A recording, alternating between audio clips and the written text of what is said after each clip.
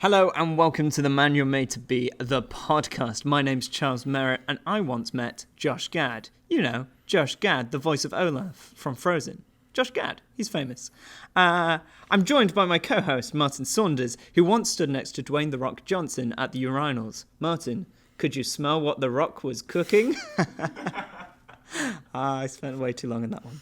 Last week we talked about our identity, what makes us different, and what the world defines as manliness, what we might define as manliness, and what makes us utterly unique.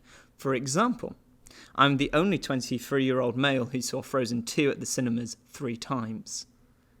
You know, Frozen 2, the film with Josh Gad. Josh Gad, he's famous. You actually made a short film with Josh Gad, didn't you, Martin? Well, yes, I did. Yeah, before he was famous, and before I was still not famous. But yeah, I did write a short film that Josh Gad was in. Yeah. Yeah. It's not. I don't think it's available. Oh no, it's available on iTunes. Believe it or not. Well, yeah. we'll not look that up. This week we're looking at our role models, like Josh Gad. You know Josh Gad from Frozen, or Angry Birds, or The Murder on the Orient Express, or Pixels. You must have seen a film with him in. He's famous, I promise you. Well, how have you met? How did you meet Josh Gad? So, it's not a great story. I felt like you were really hoping I was going to ask. No, you. I wasn't really. I went to the theatre in London, and he was stood outside it. Oh. And I was like, it's Josh Gad, and he was on the phone. And was I he was like, really on the phone? He was on the phone, and I was like, I don't want to interrupt him. And then it turns out he was going to see the same show as me. And so we're in the foyer, and I kept looking over. And this is really sweet. And then, and I was like, I don't want to ask him. I don't want to interrupt him. It's awkward. And he looked over and went, hey, buddy. And waved at me. Aww. And I was like, hi. You have got that sort of face that people would call you buddy. I know. Well, I felt very loved. And then and then we had a photo, and it was really lovely. You talk about anything? You have a conversation with him? No, because in my head I was like, don't mention the fact that you don't like the new Beauty and the Beast, which he's also in, because he's famous. What if he sees this? Josh Gad won't see this. What if he searches YouTube for mentions of his name? I don't think that's Josh Gad. Josh Gad wouldn't do that. I know Josh Gad. I've met him, and I don't think he'd do that. All right. Anyway. Yeah. I'm also a little bit famous. I don't know why this. I just wrote this into the schedule. Yeah, none of us at this point know why you've written any of this. This is a callback to I think last episode or the episode before where I revealed that I was in Waterloo Road. Yes, that was huge for all of us. I did my research. Yes. I'm in Series 7, Episode 22, if you want to look it up. Wow, so if you've got the box set at home of what's it called? At Waterloo Road. Waterloo Road. Yeah. It's when Trudy makes a speech and everyone stands up to clap. I stand up behind 2 of the teachers and you can just make out my face. Wow. Seriously, I can't see how that wasn't the stepping stone to being a major MCU lead. Yeah, but it was still time. Still time. I would think so. Classic question. Yeah, go on. Celebrity dinner table.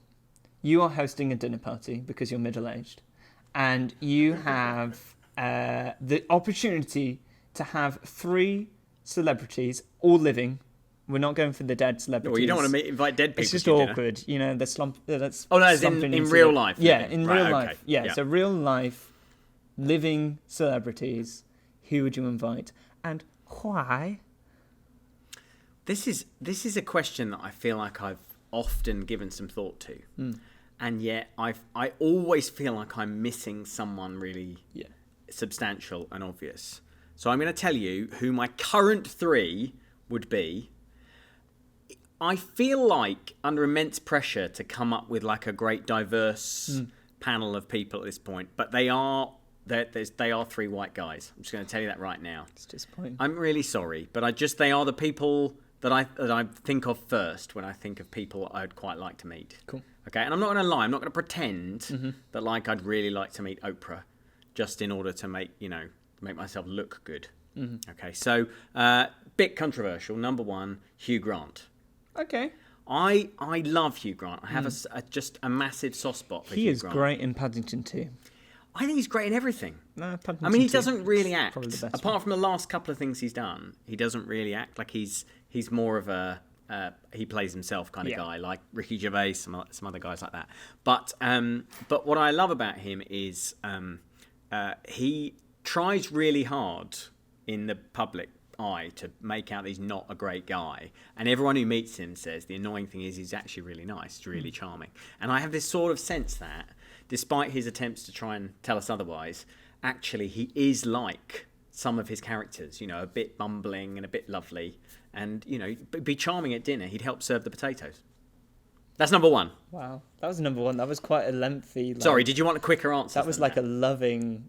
I really felt like you have something there. Yeah. Number two, Billy Joel, the singer. Just because, number one, I named my son after him. No way. Yeah. Billy? Yeah, that's right. No, I named my son after him. So I like to tell him that. But also I love his music.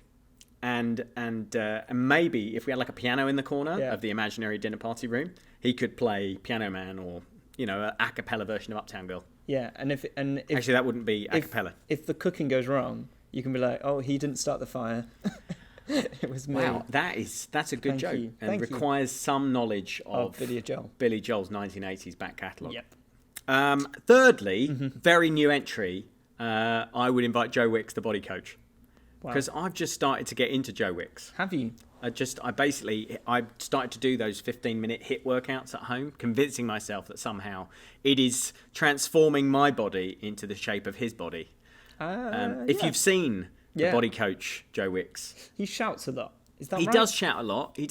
And he has, I feel like he's always improvising. He's always he's having to exercise. And he's got his 30-second timer all the time. So there's the way the video, if you haven't seen it, he does these 30 seconds on, 30 seconds off exercises. And basically you go absolutely at it for half a minute and then you have half a minute to rest. And so he's constantly trying to tell you how to do the exercise. Then he's coaching you just generally about your life. And he's having to remember the timings and what the exercises are.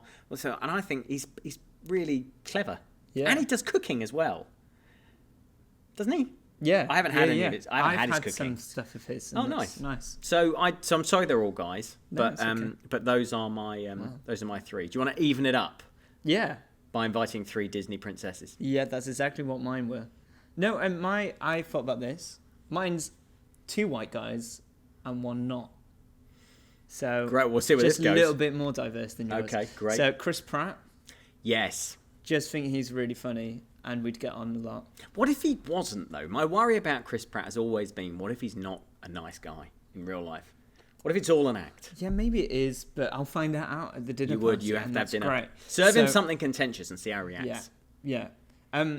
All 3 of mine are Christians, and I don't know whether I did that on purpose or not anymore, but that is it. They can convert Joe Wicks, Billy Joel, and Hugh Grant. Yeah. Stephen Colbert, the American talk show host, late night host. Yeah. I love him. He's very really funny. Yeah. And very smart, and I feel like we could have good conversations on politics that I have no knowledge about, but I would be like, that's very good. And then thirdly, Jennifer Hudson. Oh, Jennifer Hudson. Yes. The singer and performer. Dreamgirls. Let's not mention Cats.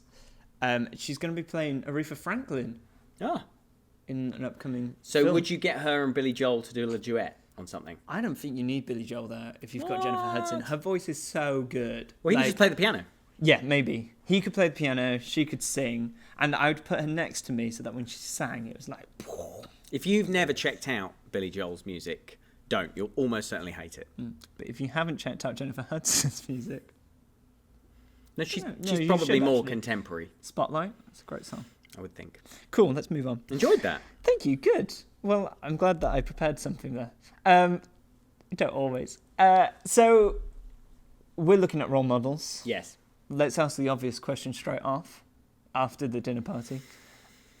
Yeah. Who is your role model? Oh, wow. Well, it changes, doesn't it, in life? I think growing up, I had like a role model who was a footballer, which feels a bit vacuous now. I always used to look up to Gary Lineker, who now presents Match of the Day. Do you know who he is? Yeah, Walker's Crisps guy. The Walker's Crisps guy, yeah. I always used to look up to him. And I think there's a couple of reasons for that. He was like the main footballer guy at the time. But also, he was a really nice guy as well. Actually. Didn't he famously have an accident on the pitch? He did, yeah. But it's really unkind that people keep bringing that up. Okay, I won't mention it. I mean, that's all he gets all the time now, is that he had an upset stomach on the pitch. But that I even admire him for that. The way he got through that. He mopped it up and he come just got on with it. You're better than that, Charles. Yeah. So that used to be my role model, and then I think through It's not anymore. Well, I like him, but through life, like you start to look for different things in a role model. I think you start to look at people who are further ahead down the line that you're hoping to take yourself. So you look at where your life is, maybe where you'd like your life to be heading. We were talking about it last week. You know, the sort of person you've decided you want to be. You start to identify other people who maybe are a little further down that journey than you. And so there are a few people now who I'm not going to name, who are just guys who I know from my local community, local church, who I look at them and I think, oh gosh, you have sorted some things out that I hope one day to sort out myself, like being able to have everything together. What about you? So I used to want to be an actor. Oh, don't say that. There's still time for you, Charles. Yeah, I've done a bit. You've done Waterloo Road Series 7, Episode 22. And I've got contacts, Josh Gad. Yeah, you've got contacts. And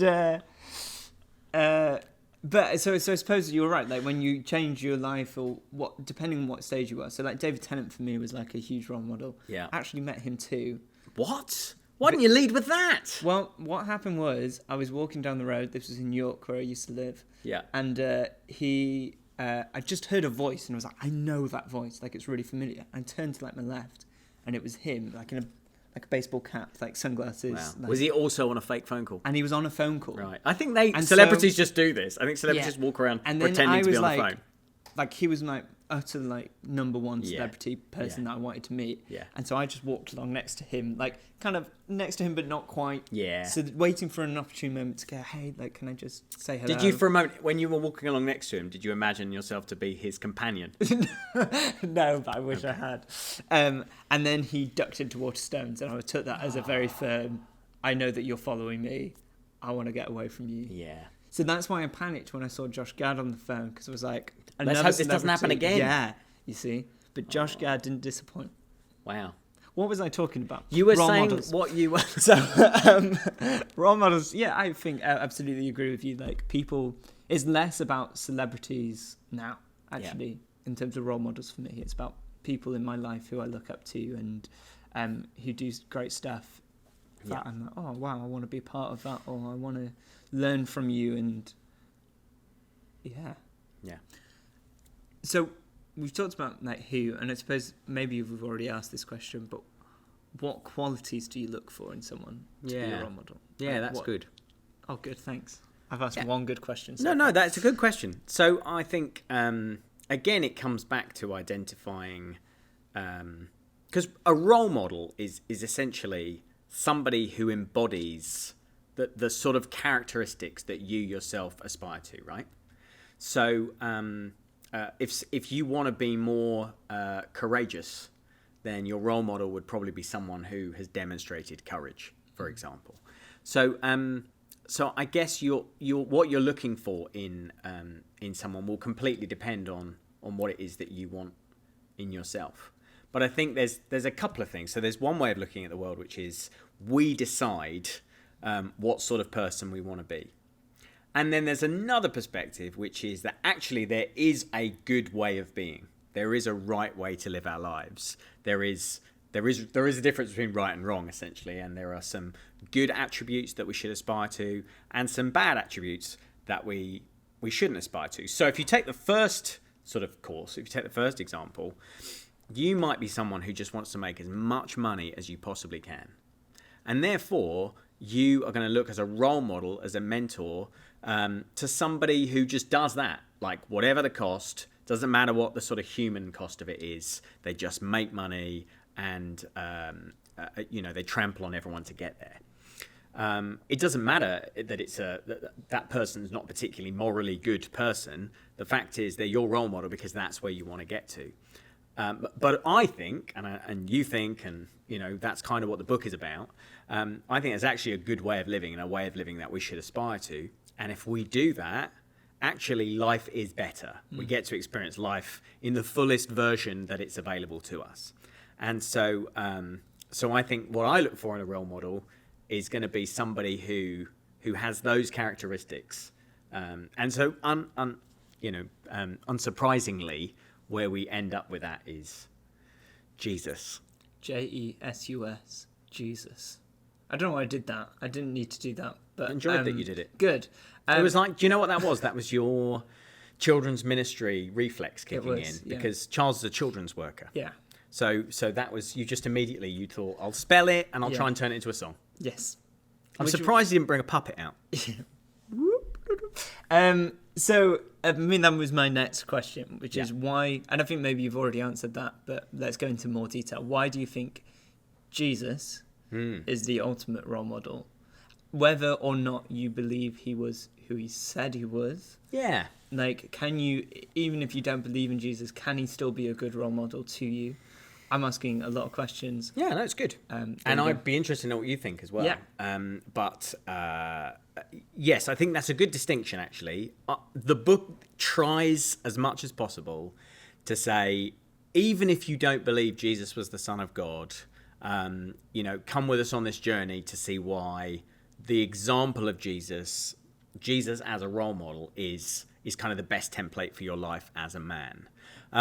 To be honest, as a woman as well. But as this is a book and a podcast about men, we're going to talk about how Jesus is a great role model for us as men. And I think the thing is, the book is divided into a series of chapters. And actually the themes that we're going to be talking about over the next 7 or 8 weeks kind of cover those different themes. And so we're going to think about things like feelings and relationships and how we interact with each other online even. And believe it or not, even with the final one of those examples, I think that the example of Jesus as we see it in the Bible is actually really useful in helping us try and set a course for how we live our lives in all of those things. So, for example, Jesus was someone who, we'll talk about this in much more detail next week, Jesus was someone who was in touch with his emotions. Jesus was physically strong. He was a carpenter. He would have spent up to the age of 30 lugging around trees, essentially. Yeah. Right? He would have been a big, physically strong man, but also he cried. He was anxious to the point of actually like extreme anxiety that even sweated blood at one point. So he was a man who was totally in touch with his emotions. Now, compare that to, your average guy right now, maybe stereotypical guy right now. And you say, wow, Jesus actually was quite progressive. Yeah. And the same is true, the way that he treated women, the way that he treated his friends and the way he conducted his friendships. He cared so much about one friend that even though he was about to resurrect him from the dead, he cried over his death because he loved him so much. So he knew how to do friendship. He knew how to do relationships. And so I think there's loads of examples when we look at the life of Jesus. I really recommend people just actually do read the Gospels, Matthew, Mark, Luke, and or John. Like you can read all 4, or you can read any of them.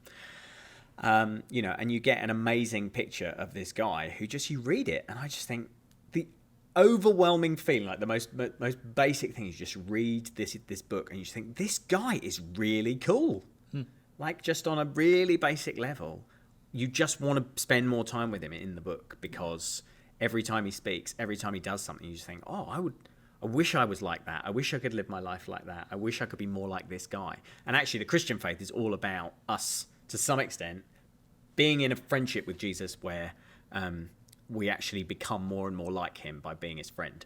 But even if you don't want that, even if you don't believe Jesus was any more than an amazing man, at that surface level, reading the Gospels and seeing what a tremendous, incredible example of a man he was, you learn so much from that. You want to spend more time with him, even just on the page. And I think it's worth mentioning as well, Jesus was real. Yes. He was a real person. And there is a distinction to be made between the vision, the Bible, but also in the real life.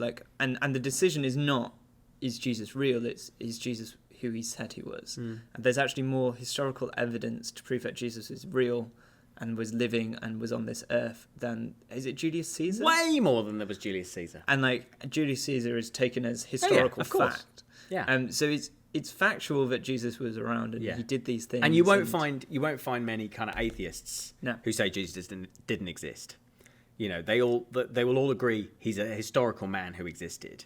It's just who he was. Yeah. And so, and other sources outside of the Bible quote Jesus to be an incredibly wise and great teacher. And so I think even if you don't believe Jesus who he said he was, there's still stuff that you can take away from his teachings. Obviously, we believe that he was the Son of God and that he died for us and rose again, which puts an extra element to that role model. Yes. But even without that, he was already a pretty awesome guy and taught a load of stuff that, you know, is still relevant and still applicable in our laws. A lot of our rules, a lot of our, you know, social constructs and society's rules are based off what Jesus taught. Yeah. So like the simple love your neighbor as yourself. That's, you know, it's still applicable today. It's not out of date. It's still there and still relevant. Again, most people would regard him not only as a man who definitely existed, but also as one of the wisest teachers of all time. Like, he just goes straight in there alongside the kind of famous philosophers and poets and, you know, all those kind of people in the ancient world on whom we kind of draw so much of our current morality and wisdom and so on. He's part of that as well. But he also, as you say, like, number one, he tells people to follow him a lot. So there's a lot of follow me and do as I do, as well as do as I say. And also we believe that ultimately, ultimately that he was and is God, and that his life was the most significant thing that ever happened. So you put all of that together, and even if you want to pick and choose some of it, he's still a pretty good role model. Yeah. Better even than Gary Lineker, I think. Wow. Yeah.